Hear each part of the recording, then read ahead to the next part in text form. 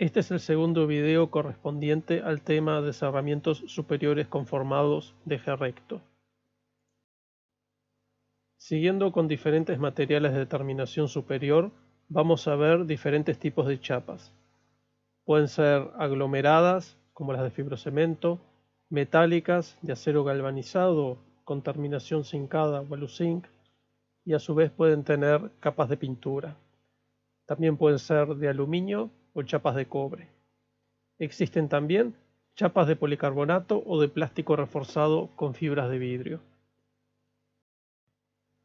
Las chapas de fibrocemento son una combinación de cemento como aglomerante reforzado por fibras diversas. Antiguamente se utilizaban fibras de asbesto, también llamado amianto, pero al comprobarse que es un material cancerígeno, hoy en día se usan fibras orgánicas o sintéticas o también de fibra de vidrio.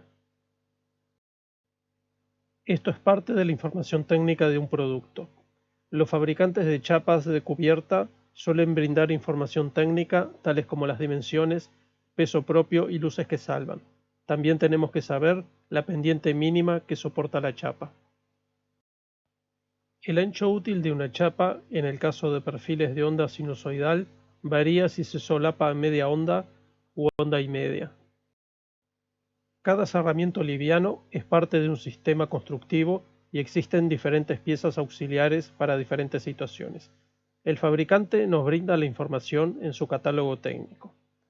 En particular, en los encuentros con los cerramientos verticales, hay que recordar que no hay que amurar las chapas de cubierta en sus bordes, ya que tiene que tener la libertad de movimiento por dilataciones térmicas. En general, esos encuentros se solucionan con babetas, que estas sí pueden ser amuradas. La forma de sujeción de las chapas varía en función del tipo de estructura en donde las estemos apoyando. Se utilizan tirabuzones para correas de madera, tornillos de punta mecha para perfiles laminados o tubulares, y ganchos para vigas reticuladas y diversos perfiles. También se pueden clavar en el caso de correas de madera. Todas estas sujeciones van acompañadas de arandelas de goma y arandelas metálicas, y a veces se complementa con capuchones para dar una mayor garantía de estanqueidad.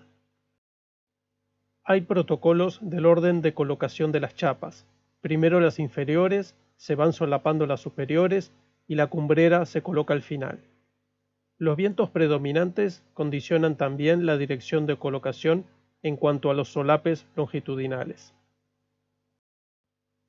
Una solución de cubierta ampliamente utilizada y con relativamente bajo peso propio son las chapas de acero. Se estampan con diferentes perfiles para aumentar la inercia de la sección al darle más altura. Unos perfiles muy populares son la onda sinusoidal y la onda trapezoidal. La onda sinusoidal tiene una altura relativamente escasa de 18 milímetros. En las tablas, la luz libre que salva se establece en función del espesor de la chapa y de la sobrecarga de uso. Las chapas de perfil trapezoidal tienen mayor altura, en el orden de 31 a 35 milímetros, dependiendo del fabricante.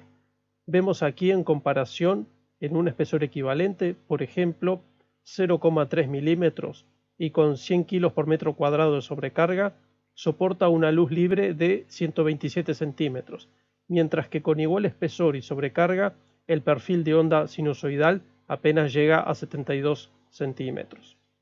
O sea que el diseño con mayor altura de cresta posibilita unas mejores prestaciones estructurales de la chapa. Con 12 centímetros de altura de cresta, la chapa comercialmente conocida como autopanel salva luces de hasta 9 metros, dependiendo del espesor de la chapa. Las conocidas como chapas autoportantes, con alturas de perfil del orden de 20 o 25 centímetros, llegan a salvar luces de hasta 18 metros en forma plana y de hasta 30 metros si se le realizan flechas de hasta 2 metros y medio, aunque ahí ya dejarían de ser un cerramiento de eje recto. Aquí vemos la tabla correspondiente. Los fabricantes nos proveen de información técnica para una correcta colocación del sistema. Nuevamente, viendo el esquema de las pendientes sugeridas, vemos que en las chapas varían entre un 5 a un 60%, dependiendo del tipo y dimensión de la chapa y de la altura de la onda. Nos preguntamos por qué, ante una misma situación climática, diferentes chapas soportan diferentes pendientes mínimas. Trataremos de explicarlo. Vemos aquí los dos tipos de solape que pueden darse. El solape es la distancia que se montan una chapa sobre otra. Los solapes frontales dependen de la pendiente de la cubierta y se recomienda un mínimo de 20 centímetros. Los solapes longitudinales, también llamados traslapes, dependen de la forma de la chapa y de cómo se superpone una sobre la otra. Si vamos revisando las informaciones técnicas de diferentes perfiles de chapa, de menor a mayor altura, y arrancando con la onda sinusoidal, vemos que con su altura de 18 milímetros pide 20% de pendiente mínima y un solape frontal de 25 centímetros. En la chapa trapezoidal de 31 milímetros de altura se exige una pendiente menor de 15% y el solape frontal se mantiene en 25 centímetros. Si bien no siempre hay una relación directa entre la altura de la cresta y la pendiente mínima exigida, en general se podría decir que cuanto mayor es la altura del solape longitudinal, el traslape, menor es la pendiente mínima exigida. En cuanto al solape frontal, hay un cálculo empírico que podemos hacer en forma geométrica, que es dibujar la inclinación del techo en dos líneas paralelas a 10 centímetros de distancia. El segmento determinado nos indica la longitud del solape. Vemos en esta foto unos solapes muy prolijos, llamémosle expectativa. La realidad es diferente. La colocación de las fijaciones deforman las chapas haciendo que las mismas se separen. Nuevamente repito, hay que respetar las pendientes mínimas para que estas deformaciones no nos traigan problemas de ingreso de agua. Hay unos tacos plásticos que evitan dichas deformaciones que se producen al apretar los tornillos. ¿Cómo es que los solapes del ejemplo anterior estaban tan prolijos? Observamos que las fijaciones están mal colocadas en los puntos bajos, en los valles. La foto podría corresponder a un cerramiento vertical. En ese caso, estarían bien. Hacemos un salto dentro del mismo tema, pero con paneles compuestos de chapa y lana de roca. Nuestra expectativa viendo el render es de una unión bastante prolija y hermética. Si observamos otros detalles que nos brinda el fabricante, mostrándonos uniones machembradas, tornillos y cupertinas, nos hacemos la idea de un conjunto estanco. Pero si salimos de los dibujos y vamos a la realidad, vemos, y es inevitable, que las chapas sufren deformaciones durante su traslado y durante su colocación. Y las uniones no son tan estancas como soñábamos. En general, tenemos que convivir con estos ajustes imperfectos y lo mejor que podemos hacer es diseñar pendientes iguales o superiores a las recomendadas. Si nos jugamos con pendientes menores, la entrada de agua de lluvia está casi garantizada. Otro material de cubierta son las placas de policarbonato alveolar. Los alvéolos son esas pequeñas cámaras de aire que le dan a este material un muy interesante aislamiento térmico. Son utilizados en general en claraboyas o soluciones equivalentes. Deja pasar la luz, tiene buena aislación térmica y tiene resistencia mecánica debido a su elasticidad en cuanto a los golpes. En general, el fabricante les vende un sistema, las placas y sus accesorios de colocación. Pasemos a ver ahora una solución muy utilizada, y son los paneles compuestos de poliestireno expandido en un sándwich de chapa.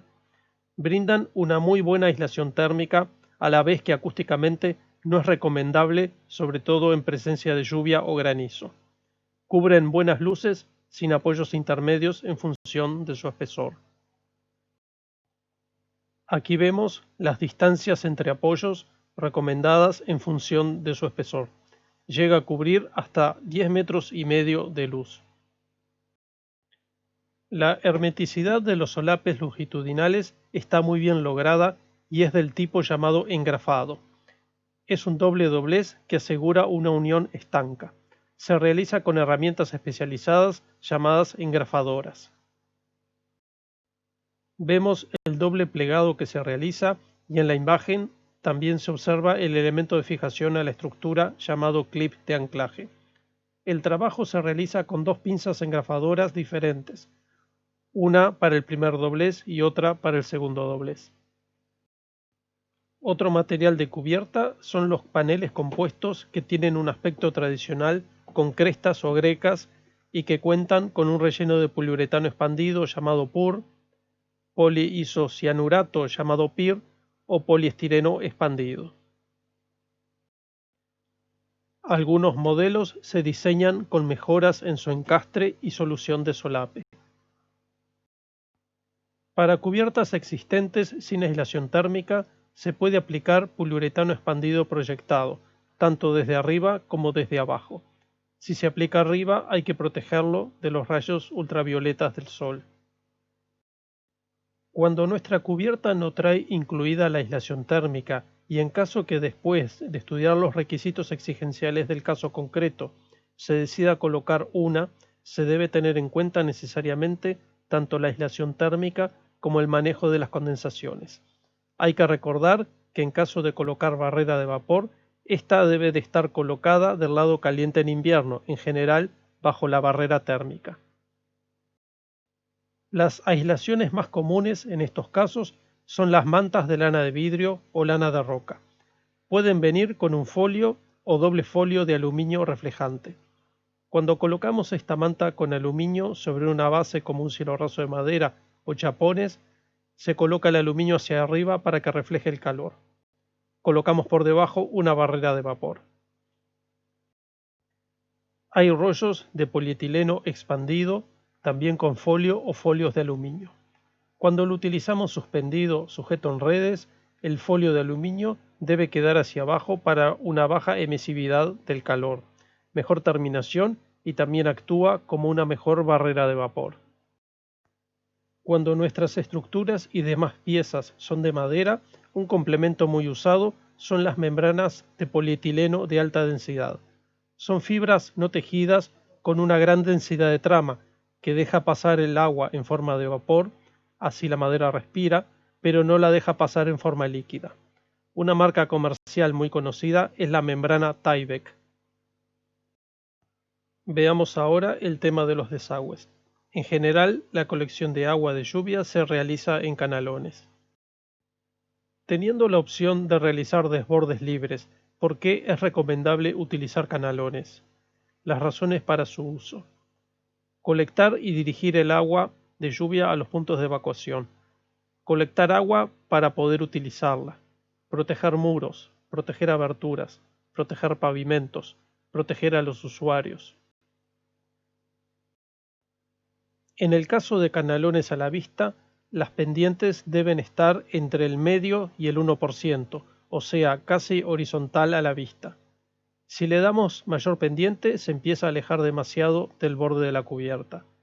Si el canalón está oculto, es posible darle mayor pendiente.